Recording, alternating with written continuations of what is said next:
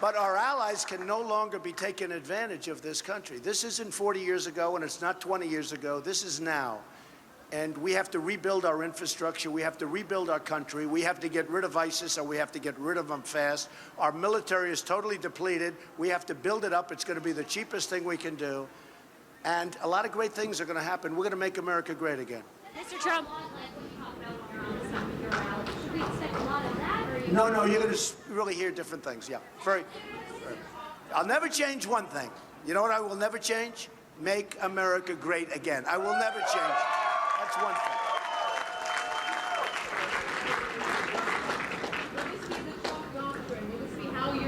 No, it's not going to be the Trump doctrine. And you know what I say? It won't be the Trump doctrine, because in life you have to be flexible. You have to have flexibility. You have to change. You know, you may say one thing and then the following year you want to change it because circumstances are different. And I've followed people for years, and I have friends that are the most successful people in the world. Many of them are endorsing me. Carl Icahn, many of the great business people are endorsing me. You have to have flexibility. You can't say, this is my doctrine, I will not move, because the world changes, countries change, leaders change, lots of things happen, so you can't say that. Okay, yes, sir, go ahead. Winning in the last few races, a lot of us were talking about the ceiling that you had, and you've definitely blown through that. We don't have a ceiling. You know what our ceiling is? I think it's 100%. We don't have a ceiling.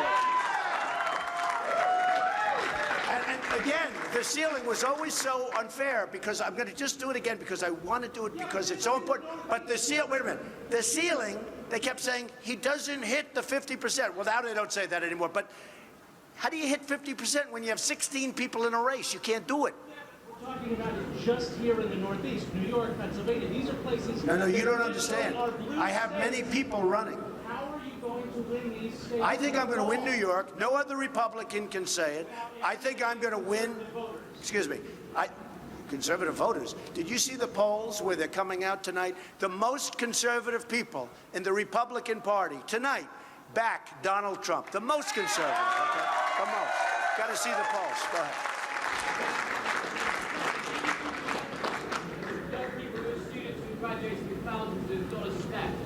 The debt is the single biggest question I'm getting, student debt.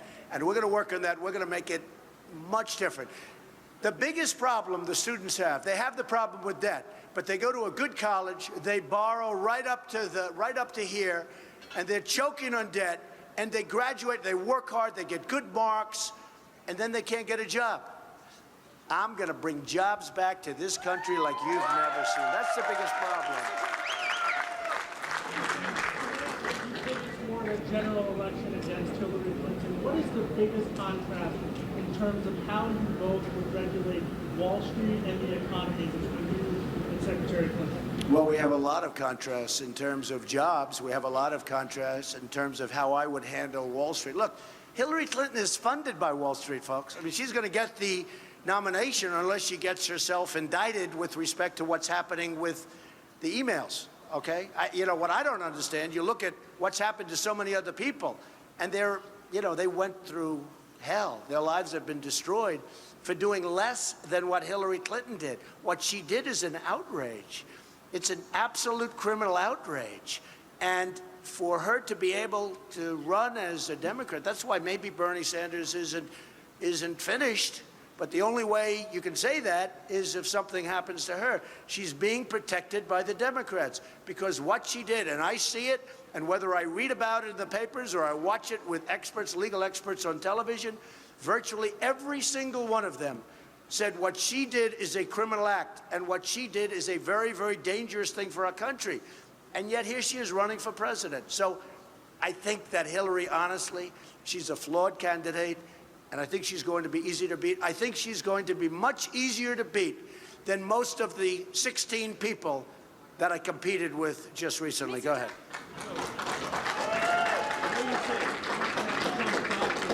You're not going to announce a Trump doctrine tomorrow. Can you let us know, can you let the country know, if you become president, what's the #1 security threat to this country and how you deal with it? To me, always the #1 security threat to the United States is nuclear. That's our biggest threat. It's our biggest risk, the power of weaponry. And we have to be unbelievably careful.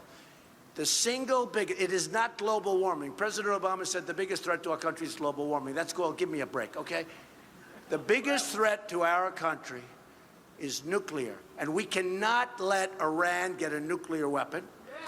We're going to do something where we'll have a real partnership with China. You know, we have a lot of power over China. China has rebuilt itself by making a fortune over us. China has power, tremendous power, over North Korea. We have to be very vigilant on North Korea. We cannot let this guy go much further. And China should handle that problem. China can handle that problem very easily. They say they can't, but they're toying with us, okay? They're toying with us. We have a lot of power. We're going to have a great relationship with China. We're going to have a great relationship with Putin and Russia.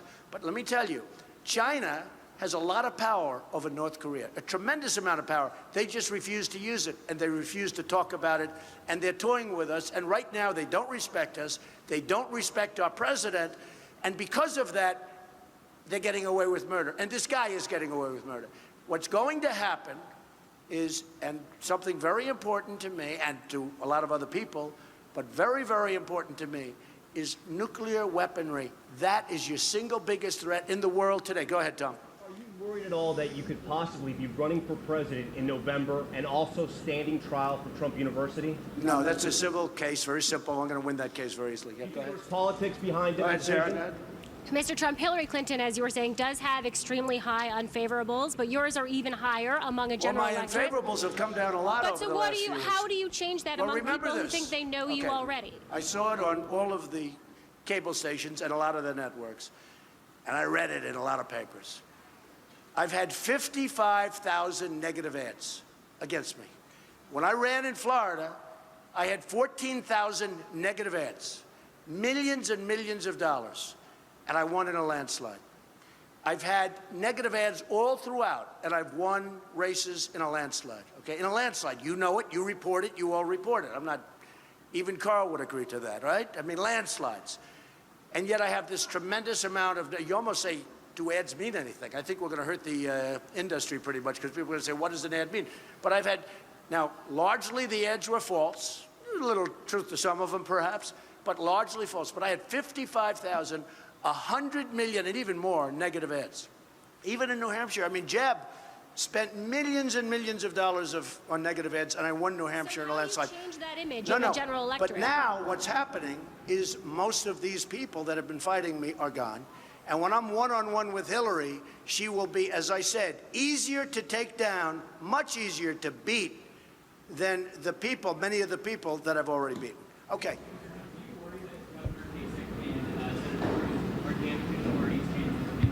Well, I think they're hurting the party because, again, they have no path, zero path to victory. And we're going to win on the first ballot. We don't look for the delegates on number 2, 3, 4, 5 ballot. And here's what I say. Let's assume it did go beyond the first ballot. And let's assume you're Reince, who's a very good man, head of RNC, Reince Priebus. And let's say, oh, well, Trump was 12 short, or 15 delegates short, or 25 short. But 500 more than Cruz, and far more than that ahead of Kasich. So you go to a second ballot. Now, Trump by that time will be 5 million votes because of California and the size of California, and I think Indiana and other places. Trump by that time will be 5 million votes ahead of Cruz. Will be much more than 5 million votes ahead of Kasich. I mean, Kasich should be he got to get. I call him one. Now I change it. Now I change it to 1 in 46. I mean, how do you stay in a race? And I would have won Ohio had I not been given a dirty poll saying that Florida was tougher than I thought.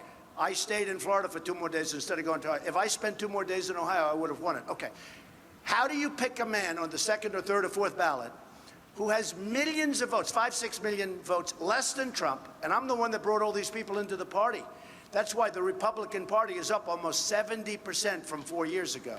And you know what's going to happen? Those people, at a minimum, they're going to be very upset, very angry, but at a minimum, they're just not going to vote. They're not going to vote. So how do you do this? How do you say, okay, Trump won by 5 million votes. Trump is 5, 6, whatever, 100 delegates more than Cruz, and much more than that having to do with Kasich. And He brought millions of people into the party, and everybody is talking about the party worldwide, how hot the Republican Party. You know, some people used to say it stayed. Well, the Democrats are 35% down from 4 years ago. The Republicans are almost 70% up from 4 years ago. So, I mean, that's an amazing tribute. And that's not because of, believe me, that's not because of Kasich or Cruz. That's because of me. So here's the thing. How do you say to them, we're going to choose a man that lost by 5 million votes and 500 delegates. We're going to take him because Trump was 14 delegates short of winning in the first ballot. I don't think you can do that. Now, with that being said, I intend to get enough delegates, but that's it. Okay. Yes, ma'am. One more question. Go ahead. General election voters are a lot more moderate on immigration than voters. The majority of Americans support Catholics and do not have immigration. So if you plan to reach I'll stick with my feelings on immigration. If you look at what's going on in immigration and just look at the record numbers of people right now that are pouring across the borders of this country, they're pouring, excuse me, I just read it. And I read it in actually a legitimate journal. All right. We need protection in our country. You look at the kind of crime, you look at what's going on economically, we need borders. And by the way, I want people to come into our country, but I want them to come in legally. They have to come in through a process. So I will do one more.